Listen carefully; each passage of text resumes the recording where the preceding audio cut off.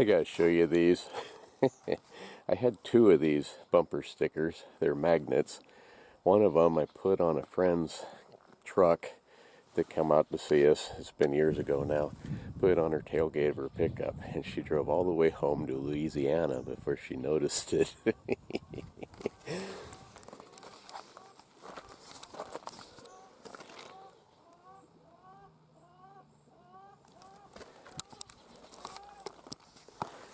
Her name is Barb, and I asked her after she found it, she was kind of cussing at me. How dare you put that on my truck? You know, it was pretty funny. She was laughing, though, and I said, well, did anybody honk? She goes, no, damn it.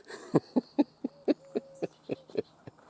put that one on the door, because I didn't want her driving all the way home with that, but it's kind of funny.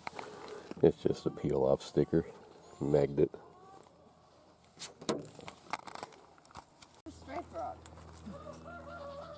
Yeah, skunk rock. Yeah. Oh, that's cool. You want him? If you paint him up. No, because then I'd cover up the paint. What do you want? You can it's got two stripes. The guy told me it was a skunk rock. Petrified skunk. Petrified skunk. Yeah. Oh, flowers together. Well, don't answer it. Don't answer it. Oh, I didn't. Can I call you back in a minute? Hey, Mom. Don't let anybody honk at you. Okay. Love you guys. Thank you for everything. It's been great. Good. Absolutely wonderful. Each other, but Clay was in the way. You had him killed so you could get his wife. Do you deny it? No. No.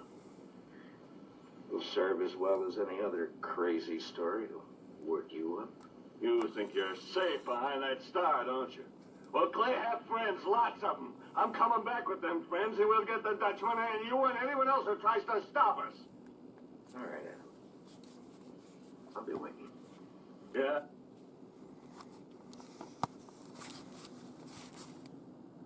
Hello, folks. So I'm up in my little saloon building, listening to Gunsmoke on the radio.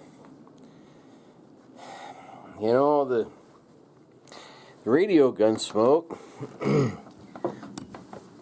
Matt Dillon is not as nice of a guy as he is on the TV version.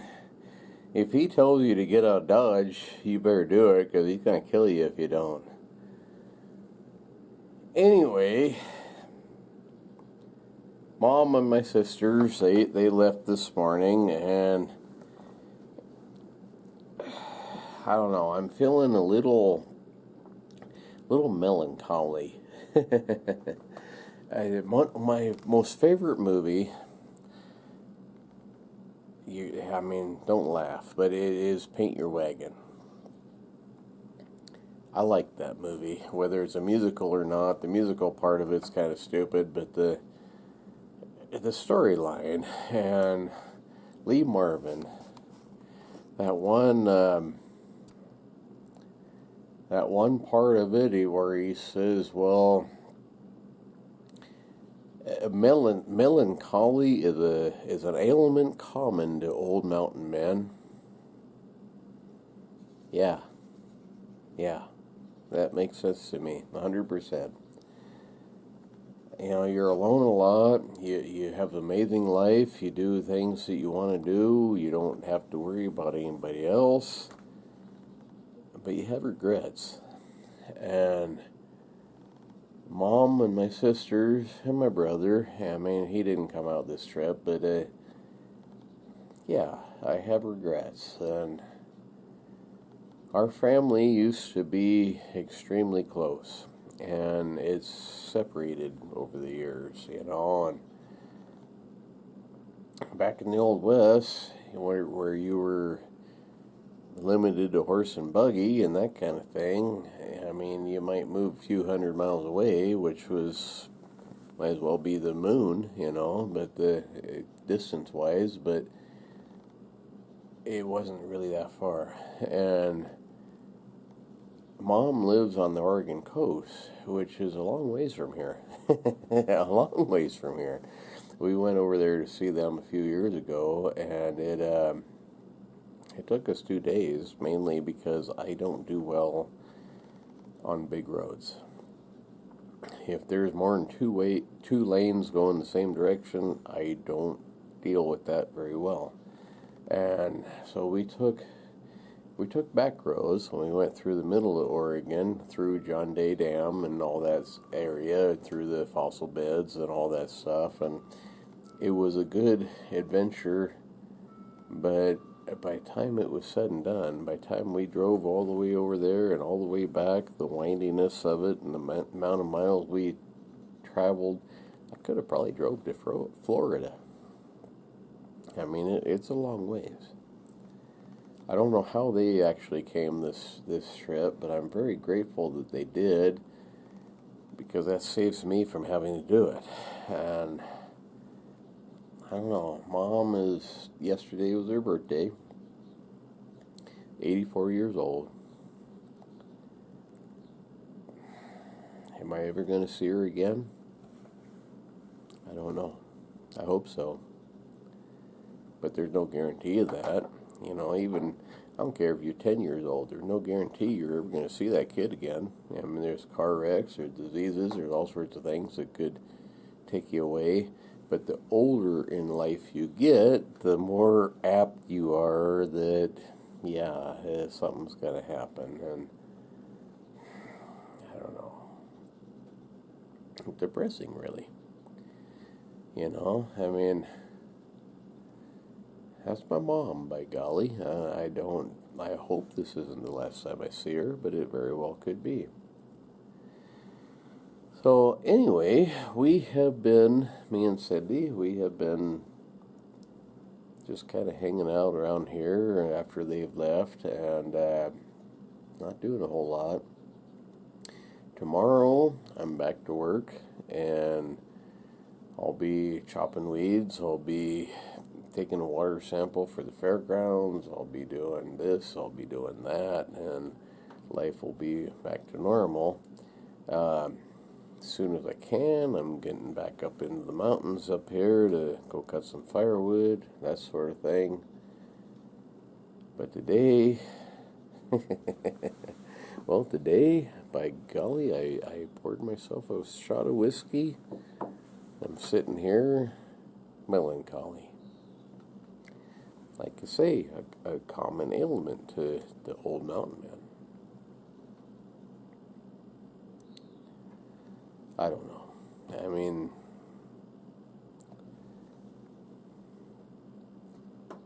when you get to that age, the odds of not seeing him again improve, but hopefully she'll stick around for a long time. The Grandma Thomas lived to be 102. Mom's mom,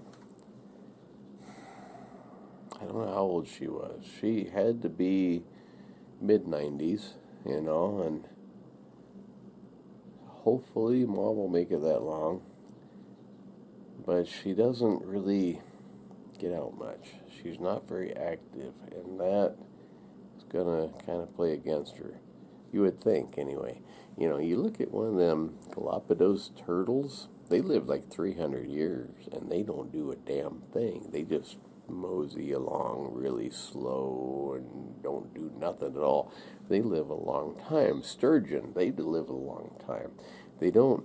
I saw a thing on the computer one time. It says, don't jog, don't exercise, don't do anything that, you know, that increases your heartbeat, because the heart only is good for so many beats, and then it's done.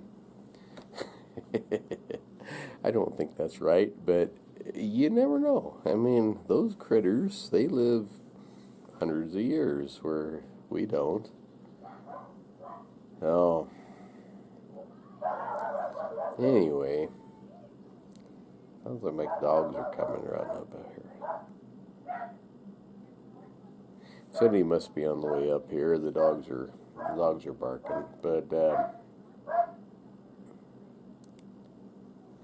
anyway, folks, if you have parents or relatives or anybody that you really care about that you want to see, take the time to see him. I mean, it's important. You might not get another chance. My Uncle Bill, down the road here, he's got dementia really bad. This last winter, we took him down the river road, and I mean, it shows. I deleted that video because I just didn't feel good about it. He was mentally gone, you know, and I don't know. I took the video off because of his dignity. I thought, you know, this isn't showing him in the best light. So I removed it. Since then, he's gotten, I don't know if you'd really call it better, but he's kind of leveled off, you know, and right now, him and his wife went over to Washington State to see my cousins, and my cousins are his daughters.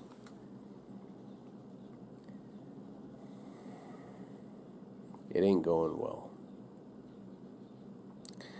Looking on Facebook, which I absolutely hate, and I don't like to even look at that it's the hangout of the liberals that just piss me off, you know. It's not, Facebook is a good place to stay away from, in my opinion.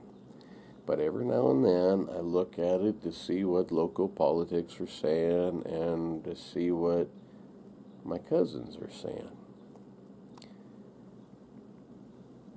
Well, Uncle Bill's daughters, only 1 in 4 of them are willing to give him a chance. And to me, that is very, very sad. I hope they don't. I hope they don't regret their decision. You know, I don't blame them for the way my Uncle Bill has treated them. I don't blame them at all for not wanting to have anything to do with them. But on the other hand, it's kind of now or never. He is back, he is past the main stage, and he is into the apologizing stage, and I really hope they give him a chance to do that. It ain't enough. I mean, it ain't. The things that have been said and done, it's not going away. It's not an easy thing on either side. I mean, you know, somebody calls you names, you call them names back.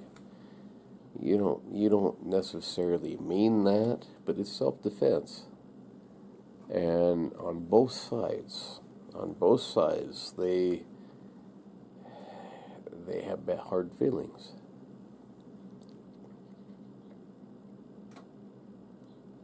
And me and Cindy do too, in a way. I mean, he accused us of some pretty vile things that never happened. And now, that stage of it is past. It seems to be that he's back to trying to make amends and be friendly again, and I'm all for it. I'm not going to hold a grudge against him because he's sick. He's got a problem. It is a disease. His brain is not working the way that it should be working. And it's not his fault. That could happen to you. It could happen to me. It could happen to who knows who. I mean, nobody anywhere, scientists and all this stuff, they don't know how our brains actually work 100%. They got an idea here and there, but they don't know how it works. And what's happened with Uncle Bill is that he has dreams and he wakes up believing them, even though they never happened. It happened for sure because it was in his dream, but he can't tell the difference between when he's awake and when he's asleep. I looked up paranoid delusions. Every bit of it fits. It's where you're paranoid that certain people, family members, CIA, whatever, are against you and causing you harm. And even though there's no proof of it and it's not rational, you cannot convince them of anything different. And that's the way it's been. For the rest of us, it's very, very hard. Some of my best memories were of Uncle Bill. He gave me my first pocket knife. He gave me my first BB gun. We used to go hunting together. He's the one that got me into trapping. If it wasn't for him, I would not be a trapper. And, he went to, in 1976, it was the country's bicentennial. And we went over to Montana up here, and we went to the centennial rendezvous for the Black Powder Mountain Men.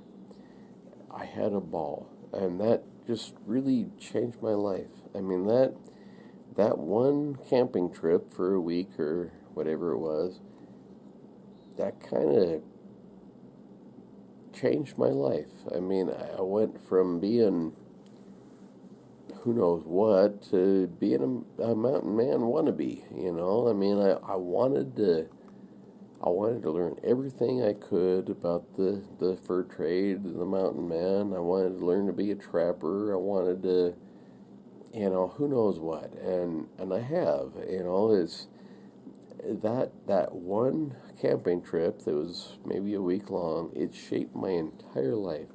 And I owe that to my Uncle Bill, and I am very grateful for that. Well, Uncle Bill ain't Uncle Bill no more. And it's a very sad thing. And like I said, it can happen to you, it can happen to me, it can happen to your brother, your sister, your mom, your dad. It seems to be hit and miss. My Uncle Fred, he's sharp as a tack. He's right there. Grandma Thomas, she was sharp as a tack up until she was she lived to be 102 years old. Until she was 100 years old, her memory was 100%. I mean, she had a better memory than I've ever had in my life. Once she hit 100, it started to kind of dwindle. She never had these paranoid delusions or anything. She was just forgetful. But she was mentally sound. My grandma and grandpa Parrish, they lived to be not quite 100. I'm thinking somewhere's around 98, somewhere in there. They were mentally intact the whole time. No problems at all. My granddad Thomas, on the other hand, he had dementia really bad. Alzheimer's, we figured, but Alzheimer's is kind of a lump term for the disease. Everybody with dementia does not have the Alzheimer's, and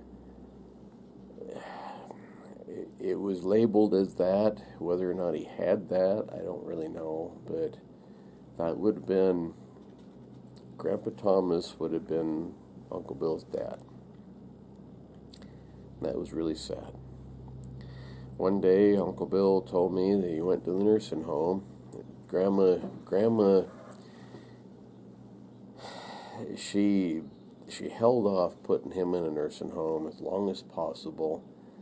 One day, he wandered off, and he was miles from home. And somebody finally stopped to help him and got him back home. But, had this been a remote area like we live in now, he probably would have died that day. But that was kind of the deciding factor to have Grandma put him in a nursing home, and she didn't want to do it. Nobody wants to do that, you feel like you're betraying them. But you're actually protecting them. There's somebody there on shift, day and night, 24 hours a day, watching them, where you yourself, if you are watching somebody at home, you're going to get tired. You have things to do. You have your own life. You can't be there 24 hours a day watching them. And with my mom, I really feel sorry for my sister Tammy. She is the closest one to her, and she is doing an amazing job of taking care of Mom. And I mean, she's basically giving her life over to taking care of my mom. That ain't right. You shouldn't have to do that. And if we didn't live so far apart, we would take turns, but that's just not going to happen. My other sister, she lives in Oregon, Pendleton, Oregon, but it's not close. It's hours away. Of course, I live in Idaho, which is, it'd take me all day to get there. So it's just not practical. My sister Tammy, she's kind of stuck, and I feel really bad for that. I feel very grateful for that. But it ain't fair to her. Now, anyway, Grandma Thomas, like I said, she lived to be 102 years old, and one of her favorite sayings was that getting old ain't for sissies. She was right. See you folks tomorrow.